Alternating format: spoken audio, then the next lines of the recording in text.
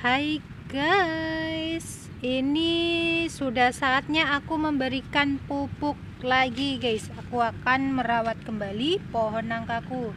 Ini sekelilingnya udah mulai padat pasir-pasirnya, tanah-tanahnya ya. Jadi aku mau melakukan perawatan ulang atau perawatan tambahan untuk tanaman nangkaku agar bisa lebih subur lagi ya.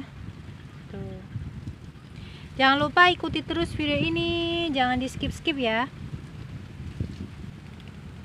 Jadi untuk pupuknya aku tuh nggak aneh-aneh guys, karena ini tanaman ada di kebun aku, kebun rumah ya, dan untuk dikonsumsi sendiri.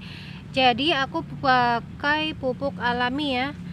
Ini tuh aku dari sisa bakaran sampah, dan sampahnya itu bukan sampah yang plastik ya. Kalaupun nanti ada sampah-sampah plastik, kita harus pisahkan dan buang ya.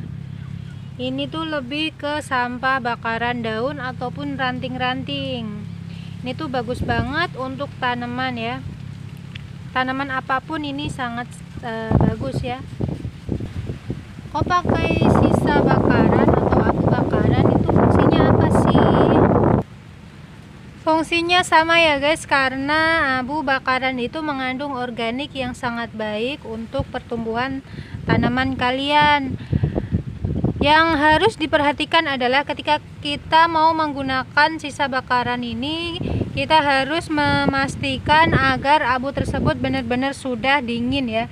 Jangan sampai kita baru selesai bakar dan abunya masih panas terus kita aplikasikan di sekeliling tanaman kita, nanti malah pada layu ya, karena masih ada unsur panasnya. Itu nggak boleh guys, kita harus dinginkan paling tidak dalam 2 hari ya.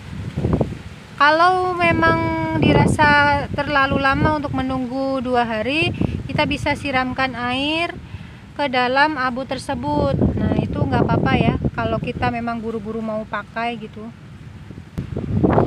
Jadi ini langsung kita aplikasikan aja ya, kita aplikasikan di sini karena yang di sebelah sana ini banyak sekali buahnya tuh sampai ke tanah-tanah. Jadi kita aplikasikan ke sekitar tanah yang ada ruangnya aja ya.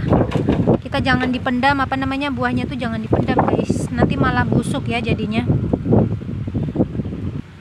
Selain itu kita bisa lakukan penggemburan tanah di sekelilingnya guys. Ini bisa kita lakukan sebelum kita menaruh abu tadi ya. Nah tapi kita lakukan seperti ini setelah kita menaruh abu tadi juga nggak apa-apa guys. Ini kita gemburkan di sekeliling tanaman tersebut ya. Ini dijamin itu habis kita gemburkan seperti ini, dijamin pasti akan sangat subur guys. Soalnya aku pengalamannya seperti itu. Setiap ada tanaman yang kurang subur, misalnya tanaman cabai atau tanaman sayur ataupun tanaman-tanaman lainnya, aku gemburkan sekeliling tanaman ini. Itu jarak beberapa hari dia akan langsung hijau lagi, subur lagi, dan memunculkan tunas-tunas baru guys.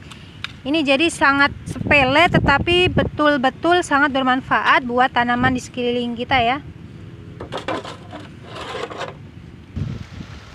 Terus jangan lupa kalau ada kotoran-kotoran seperti ini, nah ini tuh harus kita buang agar tidak mengundang hama seperti semut dan lain-lain di buah kita ya. Nah kalau ada sampah-sampah kayak gini tuh harus kita segera buang ya. Kemudian kalau misalkan di sekitar sini daunnya sudah berlebihan, kita harus melakukan pruning lagi. Ini kebetulan daunnya masih sedikit ya, beberapa waktu yang lalu sudah aku pruning habis. Jadi ini masih aman daunnya, nggak perlu kita pruning. Tuh.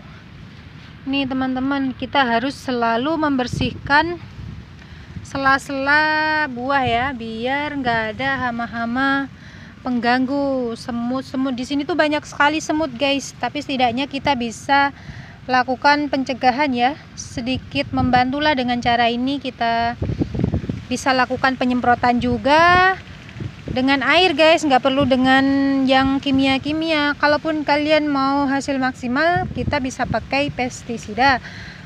pestisida itu pun kita bisa bikin sendiri dengan cara mencampurkan bahan seperti tembakau ya. Tembakau itu adalah pestisida alami. Tuh. Jadi ini sangat luar biasa, banyak sekali ya buahnya guys, sampai tergeletak-geletak di tanah. Nah, yang penting buat para pecinta tanaman yang sedang berusaha menanam tanaman apapun, sebaiknya kalian melakukan perawatan rutin paling tidak sebulan sekali ya. Perawatan apa saja? Yaitu yang saya lakukan tadi, seperti kita melihat apakah tanah di sekelilingnya masih layak atau tidak. Kalaupun itu sudah padat, kita harus melakukan penggemburan ulang, kemudian kita memberikan pupuk lagi ya, pupuk yang alami saja. Kita bisa menggunakan bakaran sampah, sisa bakaran sampah. Kita juga bisa menggunakan pupuk kandang, itu malah lebih bagus lagi ya. Nah ini karena aku nggak punya kandang, nggak punya ternak dan sebagainya, jadi aku pakai sampah dari daun itu guys. Kebetulan kemarin juga aku bikin pupuk kompos, cuman belum jadi aku pakai seadanya dulu ya. Nah ini kebetulan ada pohon nangka aku satunya lagi guys. Ini tuh kurus banget pohon nangkaku tuh, dan ini sedang berbuah satu juga guys, baru satu yang berbuah nih. Ada lagi beberapa cuman masih kecil-kecil ya. Ini karena kemarin sekitarnya ini adalah tumpukan sampah, jadi ini lagi masa proses penyuburan tanah lagi guys. Soalnya ini baru dibuang-buang kemarin, sampahnya kita bakar, terus kita pindahkan ke tempat sampah yang satunya lagi. Jadi kita harus melakukan penyuburan ulang ini tanahnya. Tuh, kalau masih ada plastik-plastik begini kita buang-buang guys. Nah ini semoga bisa gemuk lagi ya guys, buahnya gitu. Ini tuh dulu buahnya nggak cuma satu kayak yang tadi, ada beberapa. Cuman ini karena ada beberapa hal yang membuat dia ini tidak subur seperti buah nangkaku satunya ya. Salah satunya adalah karena buah nangka ini berdekatan dengan tanaman lain, seperti itu tanaman jeruk itu, dan sebelah sini nih ada tanaman pohon kelapa ya. Jadi ketika kalian menanam tanaman buah itu harus memperhatikan jarak antara pohon satu dengan pohon yang lainnya. Kalian juga harus memperhatikan jarak dengan rumah kalian. Jangan sampai nanti tumbang mengenai atap ya. Kalau enggak nanti bisa nyangkut ke pagar-pagar ataupun ke kabel-kabel, itu berbahaya sekali ya.